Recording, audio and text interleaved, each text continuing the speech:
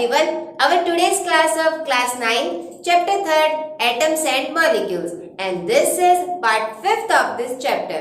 And in this part, we will study about valency, valence electrons and writing the chemical formula. Okay, then let's start our first topic, which is valence electrons and valency. Then in atoms, there are many shells are present and the electrons are organized in these shells.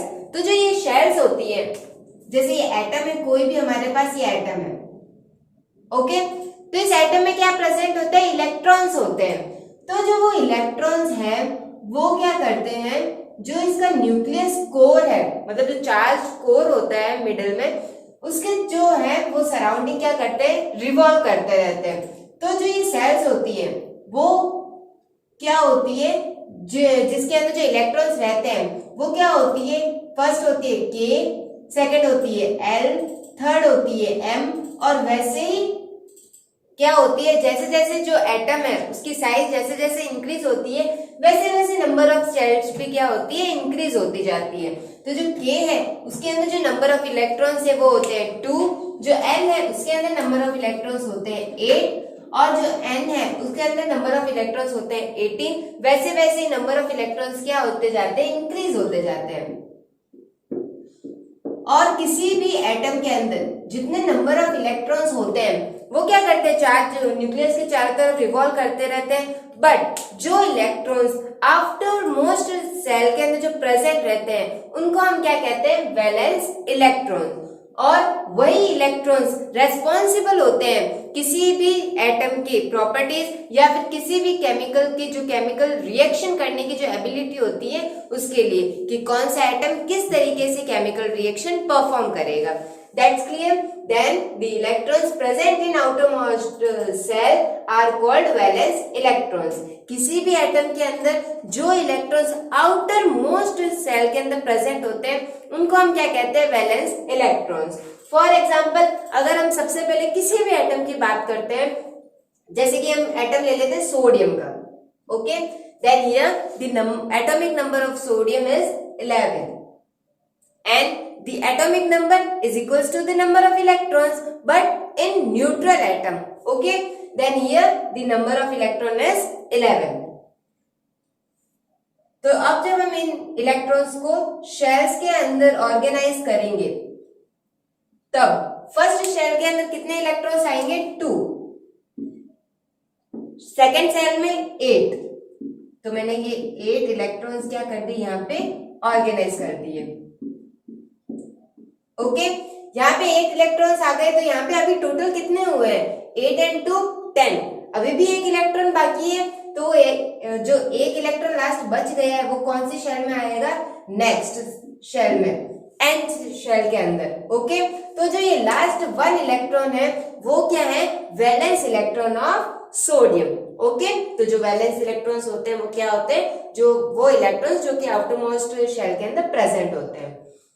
Next, the combining power or capacity of an element is known as valency. अब जो ये valence electrons होते हैं वही responsible होते हैं valency के लिए. तो जो वैलेंसी होती है वो एक्चुअल में वैलेंसी होती क्या है? The combining power of an element, मतलब किसी भी एलिमेंट की कंबाइनिंग पावर, कि कोई भी एलिमेंट है वो दूसरे एलिमेंट के साथ में किस तरीके से कंबाइन होगा, तो हम उस पावर को या फिर उस कैपेसिटी को क्या कहते हैं? वैलेंसी कहते हैं. किसी एटम की वैलेंसी ज्यादा होती है, किसी की कम होती है, किसी की वेरिएबल होती है. Okay, then valency of an atom is defined as the number of electrons a particle loses or gains or shares during the course of a chemical reaction. तो किसी भी एटम की वैलेंसी को हम कैसे डिफाइन करते हैं कि वो एटम है वो कितने नंबर ऑफ इलेक्ट्रॉन्स को लॉस कर रहा है या फिर गेन कर रहा है या फिर शेयर कर रहा है किसी भी केमिकल रिएक्शन में. तो वो जितने नंबर ऑफ इलेक्ट्रॉन्स के साथ में क्या करेगा? परफॉर्म करेगा, वही क्या होगी? उस एटम की वैलेंसी. तो जो ये वैलेंसी है एटम की, उसको हम एक सिंपल एग्जांपल से समझते हैं. ठीक है, एक्चुअली में जो वैलेंसी होती है वो क्या होती है? किसी भी एटम के हैंड्स होते हैं, जो हमारे हाथ होते हैं वैसे ही जो एटम है उनके जो हाथ है वो क्या होते हैं? वैलेंसी होती है. कैसे? जैसे हम एक एग्जांपल से समझे तो एक क्या है? ऑक्टोपस है. ओके, एक तरफ ऑक्टोपस है और एक तरफ क्या है, ह्यूमन है। तो अब एक बात बताओ, जो ऑक्टोपस है उसके जो आर्म्स है, जो हैंड्स है, वो कितने होते हैं? तो उसके हैंड होते हैं 8 और ह्यूमंस के कितने होते हैं? तो ह्यूमन के होते हैं 2। तो ये दोनों है ना, इनके आर्म्स है। तो अब जब ये दोनों आपस में रिएक्शन करेंगे, अभी इनको ऐसे नहीं सोचना है कि ये लिविंग बीइंग्स हैं, तो ये रिएक्शन कैसे करेंगे? बस जस्ट एन एग्जांपल कि जो ऑक्टोपस है उसके 8 हैंड्स होते हैं और जो ह्यूमन है उसके 2 हैंड्स होते हैं। तो जब ये ऑक्टोपस और ये ह्यूमंस अगर आपस में रिएक्ट करेंगे तो then take an symbol of for octopus is O and for human is H। तो जब ऑक्टोपस इस ह्यूमन के साथ में रिएक्ट करेगा तो वो इसको कितने हाथों से पकड़ सकता है? तो वो उसको 8 हाथों से पकड़ सकता है। ठीक है, मतलब ऑक्टोपस ह्यूमन को कितने हाथों से पकड़ सकता है? तो वो यहाँ पे हो जाएगा 8 और ह्यूमन ऑक्टोपस को कितने हाथों से पकड़ सकता है? तो वो हो जाएगा 2। ओके, अगर मैं इसको सिंपल रेशियो में कन्वर्ट करूं तो यहाँ पे हमारे पास क्या आ जाएगा? OH4। मतलब कि अगर सिंपल रेशियो में बात करें तो एक ऑक्टोपस 4 हाथों से एक ह्यूमन को पकड़ सकता है। एक्चुअली में जो ऑक्टोपस है वो 8 हैंड से मतलब ह्यूमन को पकड़ सकता है और ऑपोजिट में जो ह्यूमन है वो 2 हैंड से ऑक्टोपस को पकड़ सकता है। तो जब हमने ऑक्टोपस और ह्यूमन का केमिकल फॉर्मूला जब डिराइव किया तो हमारे पास क्या आया? OH4। ओके, तो वैसे ही क्या होते हैं, जो एटम्स होते हैं उनकी भी वैलेंसी कुछ इसी तरीके से होती है कि वो कितने इलेक्ट्रॉन्स के साथ में परफॉर्म कर रहे हैं। तो वो जितने इलेक्ट्रॉन्स के साथ में केमिकल रिएक्शन परफॉर्म करते हैं वही क्या हो जाती है? उनकी valency. That's clear.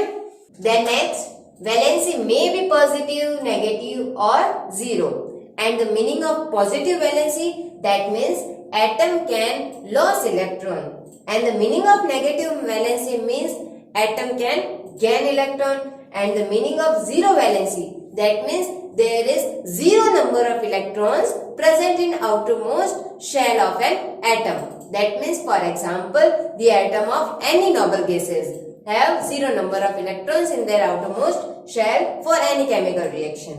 Okay, the next one is hydrogen exhibits both positive and negative valency.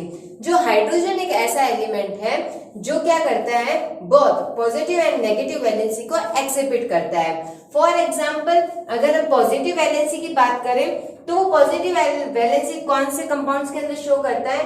Then for example HCl, HBr, HI। तो ये जो सभी जो मॉलिक्यूल्स हैं इनके अंदर जो वैलेंसी होती है हाइड्रोजन की वो क्या होती है? पॉजिटिव होती है, +1। And the negative valency for example LiH, NaH, KH, जो ये सभी जो मॉलिक्यूल्स हैं इनके अंदर जो वैलेंसी है हाइड्रोजन की वो क्या है? Negative valency. That's clear. Next one is an element shows more than one type of valency and such valency are known as variable valency। जो कोई एलिमेंट है ऐसा कोई कंपलसरी नहीं है कि वो एलिमेंट सिर्फ एक ही टाइप की वैलेंसी को शो करेगा। No, an element can shows more than one type of valency. For example, the molecules of nitrogen and oxygen, N2, N2O2, N2O3, N2O4 and N2O5. Then in these molecules the valency of nitrogen, अभी हमें यहाँ पे किसको verify करना है? जो nitrogen की जो वैलेंसी है उनको वेरीफाई करना है। Then in the molecule of N2O the valency of nitrogen is 1। जो यहाँ पे जो वैलेंसी नाइट्रोजन की वो क्या है? 1। दैट मीन्स यहाँ पे ये क्या मीनिंग हो रहा है? यहाँ पे जो नाइट्रोजन की ऑक्सीजन के साथ में जो रिएक्शन करने के लिए जो इलेक्ट्रॉन्स प्रेजेंट है वो कितने हैं? 1। And in the N2O2 the valency of nitrogen is 2। इसका मीनिंग क्या है कि जो नाइट्रोजन है उनके पास कितने इलेक्ट्रॉन्स है ऑक्सीजन के साथ में रिएक्शन करने के लिए? तो वो यहाँ पे है 2। Then in N2O3 the valency of nitrogen is 3, in N2O4 the valency of nitrogen is 4 and in N2O5 the valency of nitrogen is 5। That's clear। तो ये सभी क्या है? वैलेंसीज है। and the valency of oxygen in all these molecules is 2।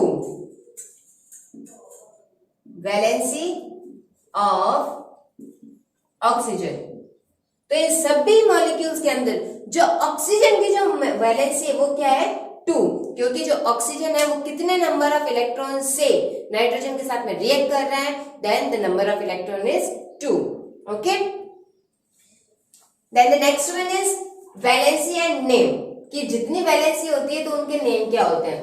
Then here if the valence is 0 then it is called zero valent, if the valence is 1 then it is called monovalent, if the valence is 2 then it is called divalent, and if the valence is 3 then it is called trivalent, and etc etc. 4 tetravalent, 5 pentavalent, 6 hexavalent and 7 heptavalent etc. ऐसे ऐसे क्या होते हैं, जो valency है उनके names होते हैं.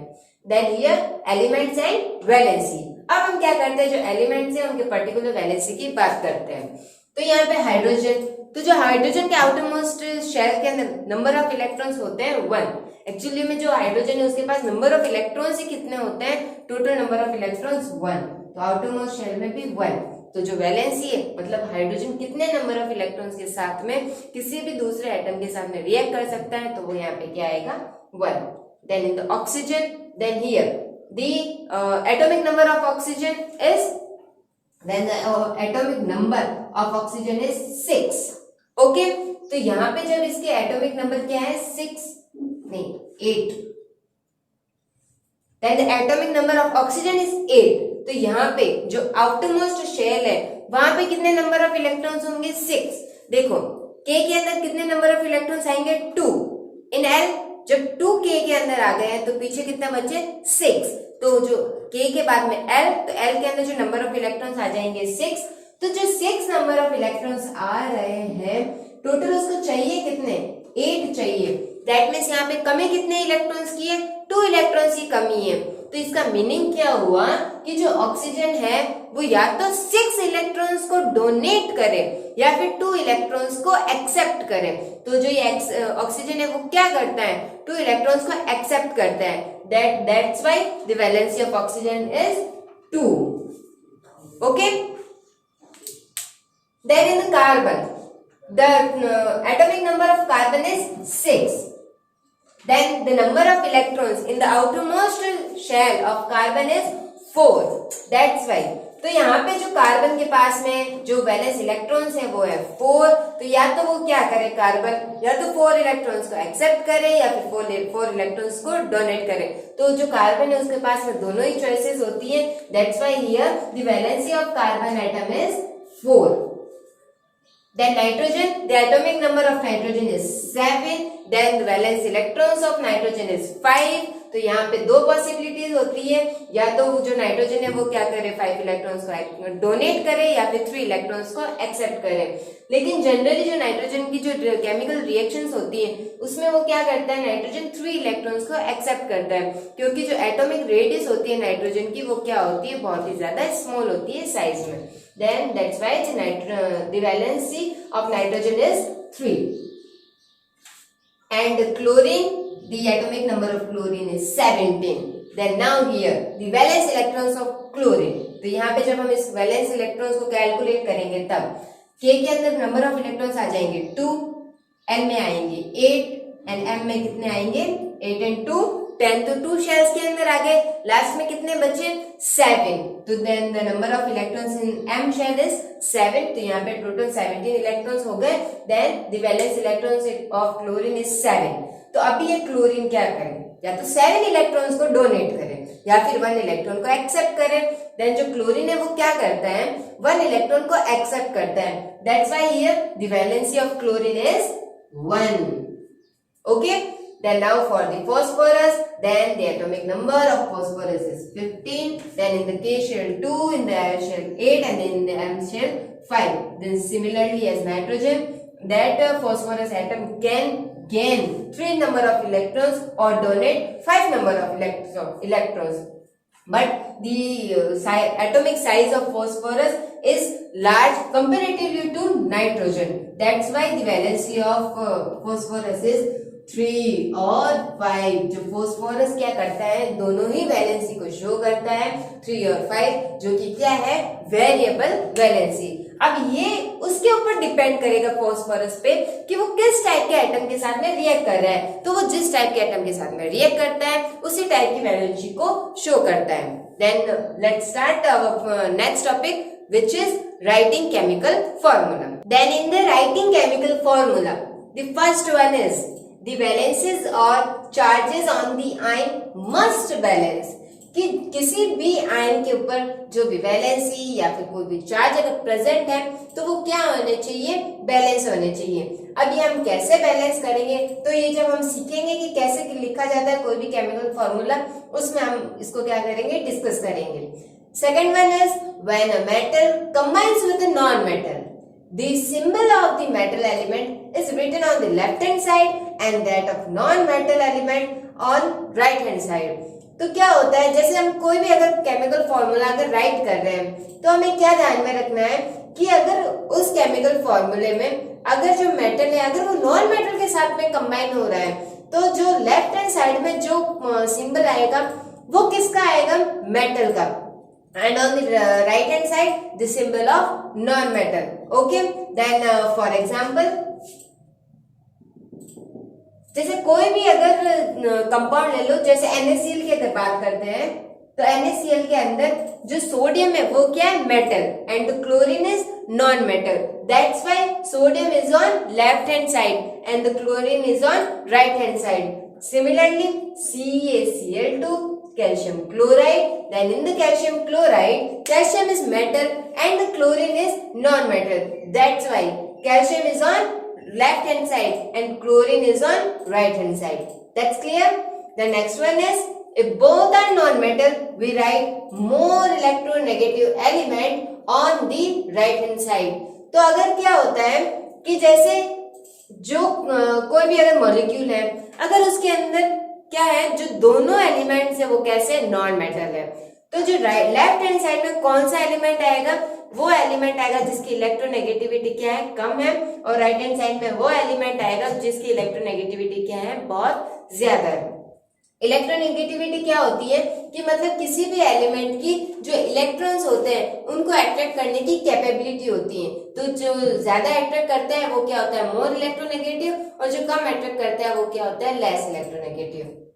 The next one is in naming a compound, the first element is written as such and the name of the second element which is more electronegative element is written by changing its ending to "-ide".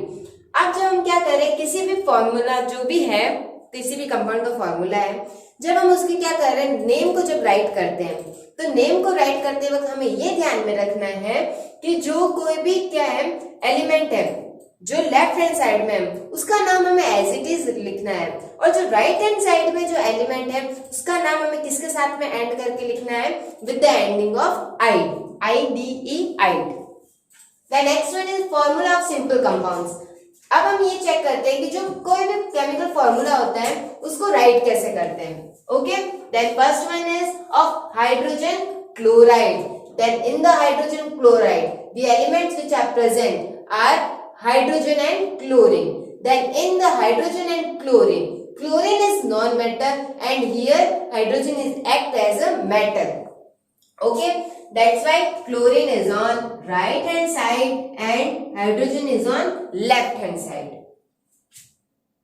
Valency. First step, the valencies or charges on the ion must balance. तो यहाँ पे जो valency, hydrogen की valency क्या होती है, 1, and the valency of chlorine is also 1. Okay, next step, अभी हमें क्या करना है कि जो राइट हैंड साइड की वैलेंसी है उसको कहाँ पे लेके जाना है, on the bottom of left hand side element, and जो लेफ्ट हैंड साइड में जो वैलेंसी है उसको किधर लेके जाना है, on the bottom of right hand side element. Okay, तो यहाँ पे जब हम क्या करेंगे, इसकी वैलेंसी को जब क्या करेंगे, ट्रांसफर करेंगे, तो जो फॉर्मूला है वो क्या आएगा फॉर द हाइड्रोजन क्लोराइड, वो आएगा Cl, क्योंकि इधर भी गया 1, इधर भी गया 1, तो 1 को राइट मतलब कि एक्सप्रेस करने की जरूरत नहीं होती, तो इसीलिए जो फॉर्मूला है वो क्या आ जाएगा HCl। ओके, सिमिलरली अभी अगर ये समझ में नहीं आया है तो जब हम बाकी सारे जो एग्जांपल्स है जब उनको कंसीडर करेंगे तो ये जो प्रोसेस है वो आपको क्लियर हो जाएगी। The next one is hydrogen sulphide. Then in the hydrogen sulphide this is sulphur and this is hydrogen, and sulfur is non-metal and the hydrogen is metal. That's why on the right hand side sulfur and on the left hand side hydrogen. And here valency, then the valency of hydrogen is 1 and the valency of sulfur is 2. Okay, तो जो valency है sulphur की वो 2 है। तो अभी हमें next step क्या करना है कि जो यहाँ राइट हैंड साइड वाली वैलेंसी है उसको कहाँ लेके जाना है, on the bottom of left hand side element and the left hand side valency on the bottom of right hand side element. Okay, तो जब हम क्या करेंगे इन दोनों को ट्रांसफर करेंगे तब हमारे पास जो फॉर्मूला आएगा ओके तो वो क्या आएगा H2S। यहाँ पे ये 2 क्यों आया, क्योंकि जो इसकी वैलेंसी थी उसको हमने कहाँ पे ट्रांसफर कर दिया H के बॉटम में, इसीलिए ये 2 कहाँ पे आ गया H के पास बॉटम में। हमने यहाँ पे 1 को ट्रांसफर किया था इसीलिए जो S के पास है वो क्या आ गया 1, और 1 को हमें एक्सप्रेस करने की जरूरत नहीं होती। The next one is aluminium oxide. Aluminium oxide, then in the aluminium oxide, aluminium is metal and the oxygen is non-metal, and the valency, then the valency of aluminium is 3। वैसे यहाँ पे जो valency वो यहाँ पे क्या आएगी 2 minus, and यहाँ पे क्या आएगी 1 प्लस।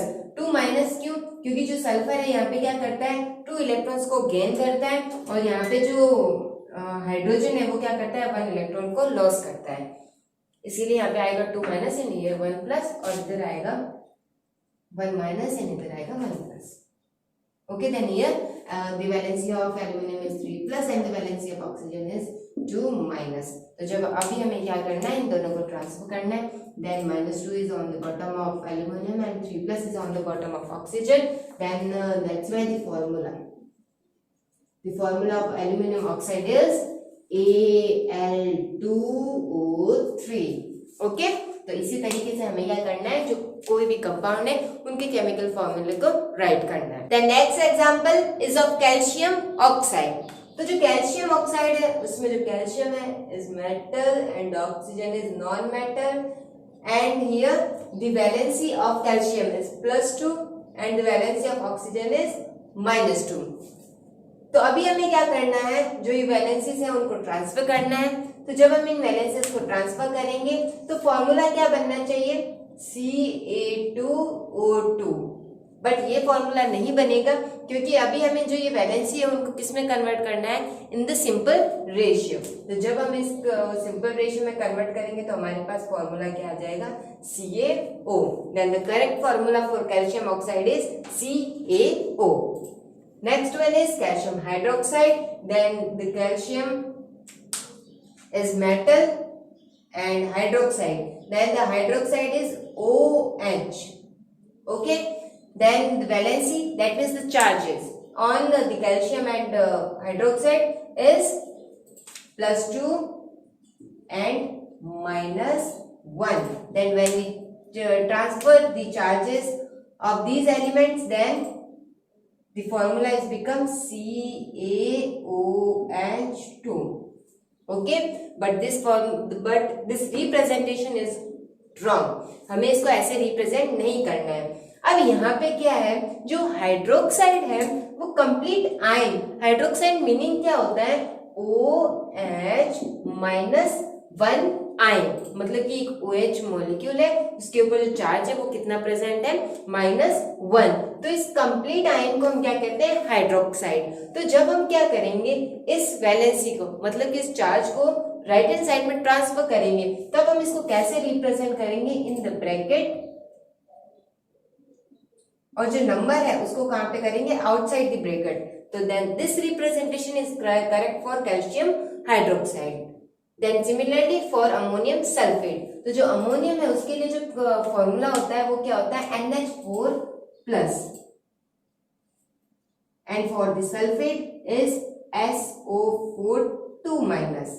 तो यहाँ पे जो वैल्यू चार्जेस है वो है +1, इसके पास है 2 माइनस। तो जब हम इसको आपस में क्या करेंगे, ट्रांसफर, तो इसको आपस में ट्रांसफर करने के बाद सबसे पहले तो हम इस NH4 कंप्लीट को किस में लिखेंगे, ब्रैकेट में। तो एंड जो नंबर है उसको आउटसाइड 2, SO4 को भी ब्रैकेट में और आउटसाइड में 1, लेकिन हमें 1 को रिप्रेजेंट करने की यहाँ पे जरूरत नहीं है। तो then the correct formula for ammonium sulphate is NH4 whole twice SO4. Okay, that this is correct formula for ammonium sulfate. Now here the problem is of ions कि जो नेम्स होते हैं, पर्टिकुलर नेम्स के particular ions क्या होते हैं। तो यहाँ पे मैंने कुछ एग्जांपल्स लिखे हैं जिनमें फर्स्ट वन में name of the ion and the second one में है symbols. Okay, then when the name of the ion is hydrogen then the symbol is H plus, and when the name of the ion is hydride then the symbol is H minus 1. For the oxide O2 minus, and for the sulfide S2 minus, for the nitride N3 minus, for the ammonium NH4 plus, for the hydroxide OH minus 1, for the nitrate NO3 minus, for hydrogen carbonate HCO3 minus, and for only carbonate, तो अगर सिर्फ carbonate लिखा हो तो क्या हो जाएगा, CO3 2 minus. Okay, for the sulphide SO3 2 minus and for sulphate SO4 2 minus. यहाँ इन दोनों में डिफरेंस है, यहाँ पे क्या है ITE और यहाँ पे क्या है ATE। तो जब ITE हो तो SO3 2 माइनस और जब ATE हो तो यहाँ पे SO4 2 minus. Then these are some examples of name of the ion and their symbol. And with this topic, our part of 5th of this chapter is now completed. Thank you.